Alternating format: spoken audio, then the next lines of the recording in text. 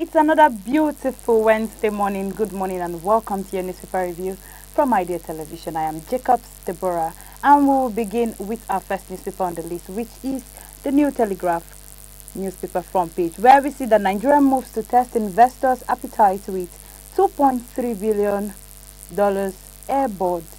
We also see that U.S. military threats, China declares support for Nigeria and opposes Trump statement. We also see that Rep in Rodi sessions over Lagos Trade Fair Complex probe in page 2 and 27 of the newspaper. And page 6 and 10, we see that IGP deploys new CP to head Anambra Guba security. We also see that terrorism charge court gives Nnamdi Kalu till November 5th to defend self or waive his rights in page 4. And in page 5, we see that ex-US Vice President Dick Cheney dies at 84. We also see that Senate to probe ex-President Buhari's railway project in page 2, and in page 29 we see that Ghana Navy arrests 10 Nigerian saltways at Tema. We also see that 2025 Tinubu asks Senate to approve fresh 1.15 trillion naira loan to fund budget in page 2 and page 5 of that newspaper. And in page 2, 7 and 8 we see that court clears PDP to hold convention in Oyo, and light pollution damage heart health study come out to say in page 30. Now moving into our big headline, we see that China has openly rejected the threat by the United States to take military action against Nigeria over alleged genocide against Christians. The Chinese government made this known in Beijing, stating its opposition to any form of external interference in Nigeria's internal affairs. The statement followed by the former U.S. President Donald Trump weekend warning that at Washington could suspend aid or deploy force in Abuja if Abuja failed to curb the religious violence. Now we see that in Abuja, the federal government dismisses the allegations of religious persecution, insisting that the narrative was being driven by the extremists seeking to divide the country. The Minister of Information said President Bola Ahmed Tinubu remains calm and was engaging both local and international stakeholders to clarify Nigerians' commitment to protecting all faiths. The Senate President Godswill Akpabio also announced that the National Assembly will meet with executive arms to coordinate national response, describing the U.S. threats as foreign policy issue requiring unified action. Now we also see that the development has drawn widespread reactions across the world. Lawmakers in Washington condemned Trump's remarks as reckless, while regional bodies like ECOWAS and local religious groups called for unity and restraint. The Christian Association of Nigeria has urged the citizens to turn the controversy into a call for peace, and security expert warns that foreign intervention could destabilize religion. China, Nigeria's strategic partner, reaffirmed the support for the country's sovereignty and development path, despite the fact that we've been having so many stakeholders or people who partnered with Nigeria pull out their partnership with Nigeria because of these statements made by Trump.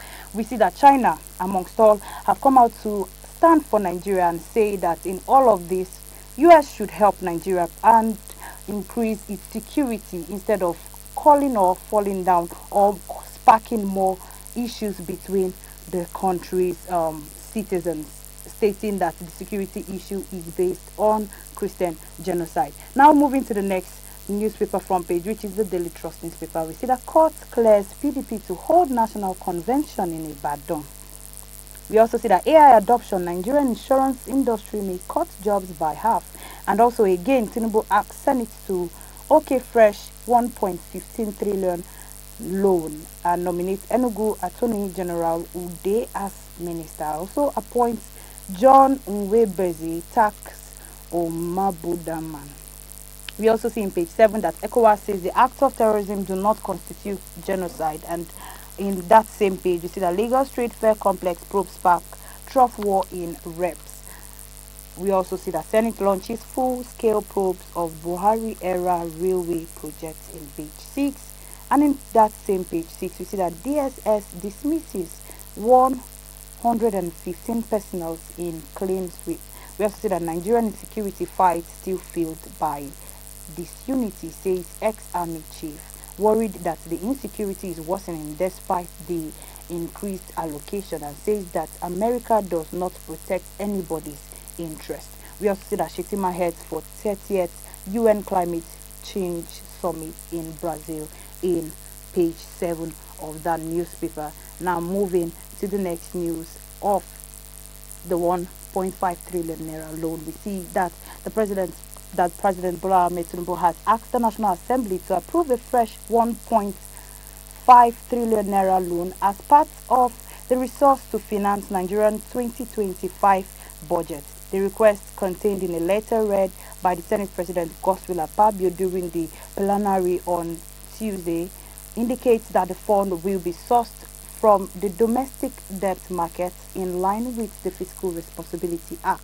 According to the President, the borrowing has become necessary due to the expanded size of 2025 budget, and the Senate President referred to this proposal as to the Committee to Local and Foreign Debt for consideration, and directed that it report back within 1 week. The request comes less than a week after the approval of $2.3 billion external loan, and just months after several other facilities, including $21.5 trillion and 15 billion yen package, were declared by the legislature. Now moving to the next newspaper front page, which is the Punch newspaper, we see that US eyes religious persecutors trial, China backs Tinubu in page 2. We also see that Wike kicks Oyo court lifts PDP convention ban in page 7. And if you look beneath it, which is a big headline, Nigeria to pay 1 trillion extra for petrol yearly in page 29. Fuel marketers opposes the petrol price increase. $10 backs Tinubu 15% tariff and inflation concerns. We also see in page 30 that NNPCI 20% stake in Dangote refinery, and Lagos policemen treated us like criminals, says tech workers in page 4 and 5. And in page 30, Senate receives Tinubu's request for 1.15 trillion naira loan. Now moving to the news, the full news, which says that the Nigerian insurance industry may lose up to half of its workers coming years in company adopts artificial intelligence to handle customer service and claims processing and marketing. While 77 licensed insurance firms, 100 of brokerage companies currently operating in the country, operators are restructuring their system to automate operations to reduce reliance on human labor. Now moving to the next newspaper front page, we see in the Daily Trust newspaper that Tinubu seeks NAS approval for 1.115 trillion naira loan, and Air Board remains stable amidst Trump threats.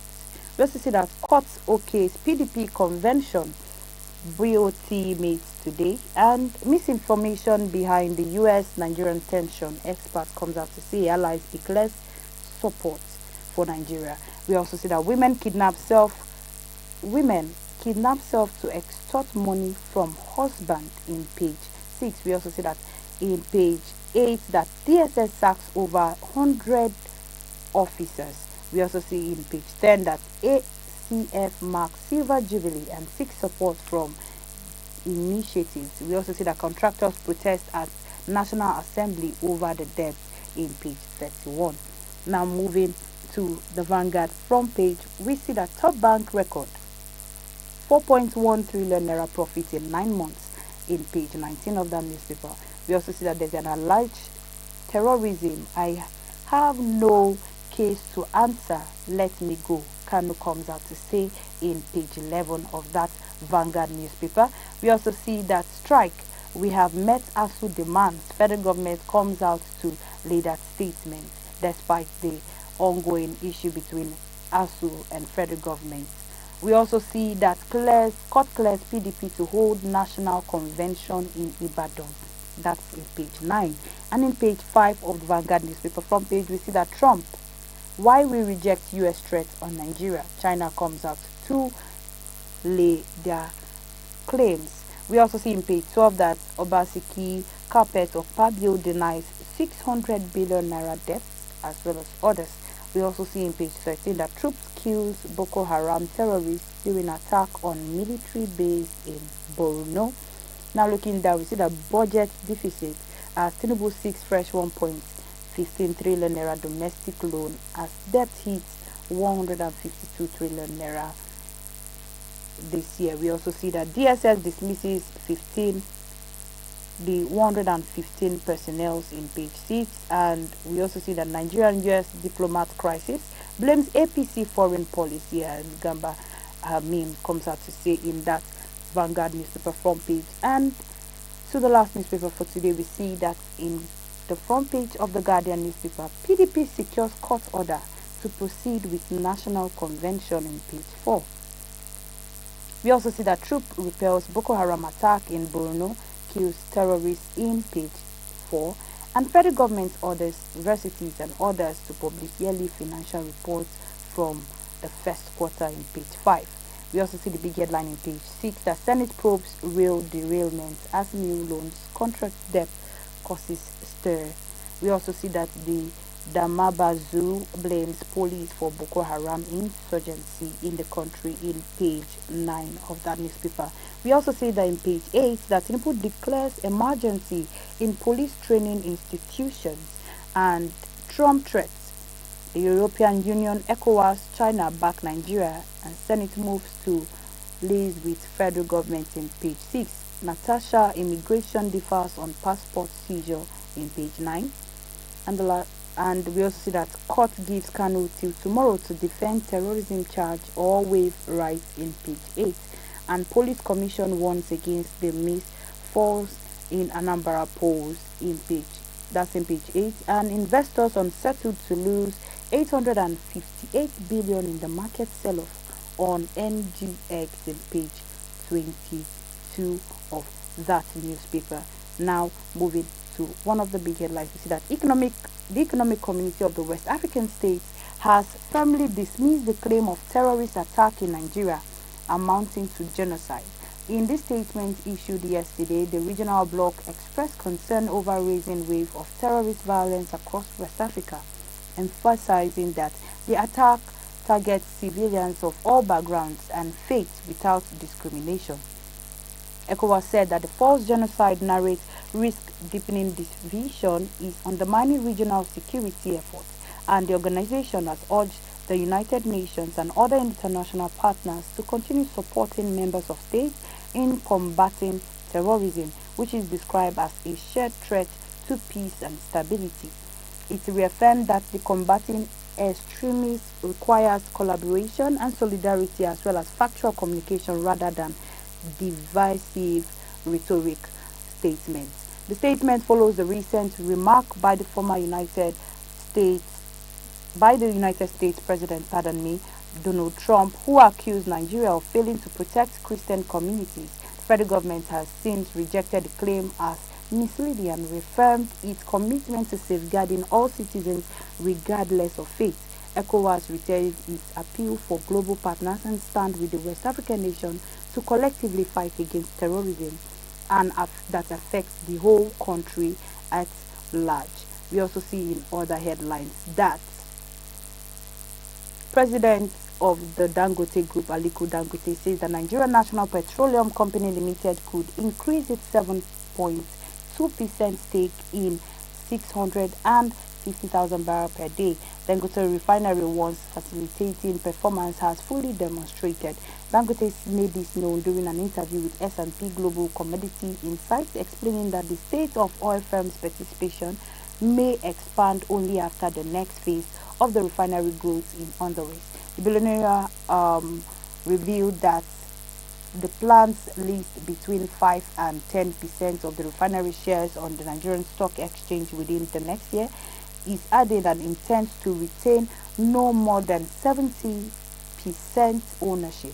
The NNPC had earlier reduced its stake from 20% to 20 to 7.2%, a move the officials said was to free up funds for investments and compressed natural gas projects across the country.